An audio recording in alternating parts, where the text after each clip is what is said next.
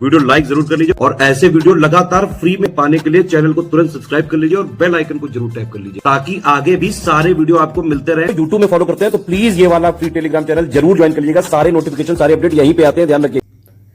नमस्कार साथियों, स्वागत है ऑनलाइन एग्जाम प्रिपरेशन पर which is the part of study for civil services. दोस्तों, हमने प्राचीन भारत का इतिहास स्टार्ट किया था और ये हम पूरी सीरीज चला रहे हैं जिसमें इतिहास का कंपाइलेशन हम पढ़ रहे हैं। सबसे पहला टॉपिक हमने पढ़ा था प्राचीन भारतीय इतिहास के स्रोत, तो इस टॉपिक को हमने कवर किया था। दूसरा टॉपिक है हमारा पाषाण काल, आज हम इसको पढ़ने वाले हैं। तो चलिए शुरुआत करते हैं आज के टॉपिक की। और ये सिलेबस के हिसाब से चल रहा है। यूपी पीसीएस आरओ और यूपी पीसीएस प्रीलिम्स दोनों एग्जाम के लिए इंपॉर्टेंट है और जिसमें भी आपकी हिस्ट्री पूछी जाएगी उसका आप सिलेबस निकाल लें। जो भी आप एग्जाम दे रहे हैं, जैसे इलाहाबाद हाई कोर्ट का, बीपीएससी का, एमपीपीएससी का, अदर स्टेट की पीसीएस के, तो सिलेबस निकाल लें और टॉपिक मैच कर लें। जो भी टॉपिक आपके सिलेबस में है उसको आप यहाँ से पढ़ सकते हैं, क्योंकि यहाँ पर हम कंपाइलेशन पढ़ रहे हैं जिसमें अधिकांशतः पीसीएस के टॉपिक आपके कवर हो जाएंगे। तो सबसे पहले बात करते हैं पाषाण काल की। पाषाण यानी कि पत्थर, तो पत्थर के औजारों का उपयोग किया जाता था इस काल में। पत्थर के औजारों के उपयोग के कारण ही इसका नाम पाषाण काल बन जाता है।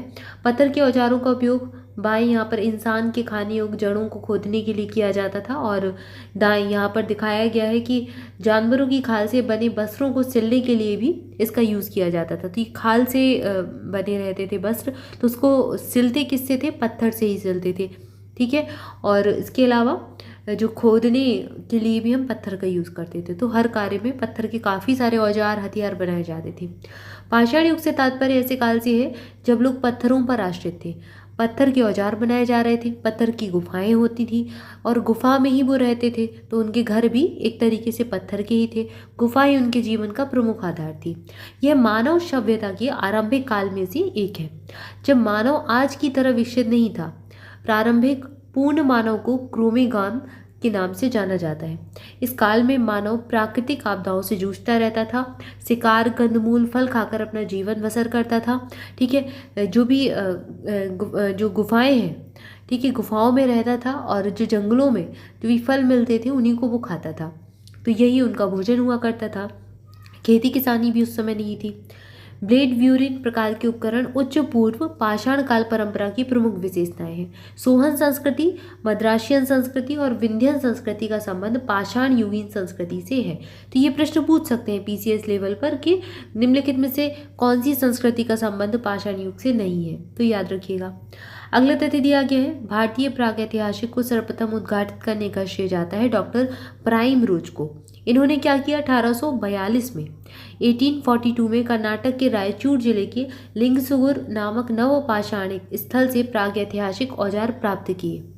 इसके बाद अगला तथ्य है, प्रागैतिहासिक के अंतर्गत पाषाणकालीन सभ्यता और आदि इतिहास। इतिहास का जब हम अध्ययन करते हैं तो 3 भागों में किया जाता है। एक तो होता है प्रागैतिहासिक काल, एक आदि ऐतिहासिक होता है, एक ऐतिहासिक काल होता है। तो इस प्रकार से तीन प्रकार होते हैं, आगे हम इसको पढ़ेंगे।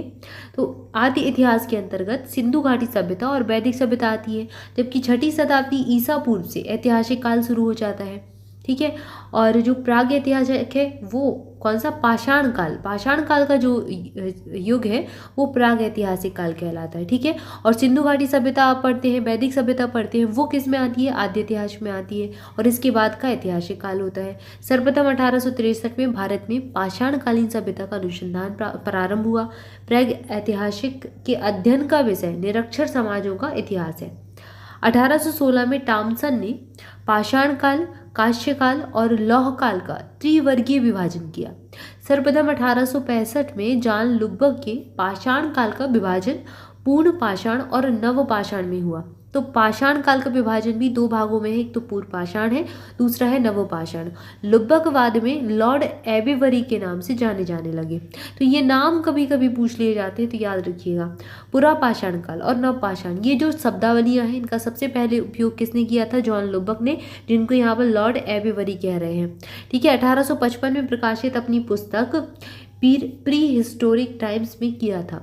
लातेट ने पुरा पाषाण काल का विभाजन प्रारंभिक और निम्न पूर्व, मध्य पूर्व और उच्च पाषाण काल के रूप में किया है।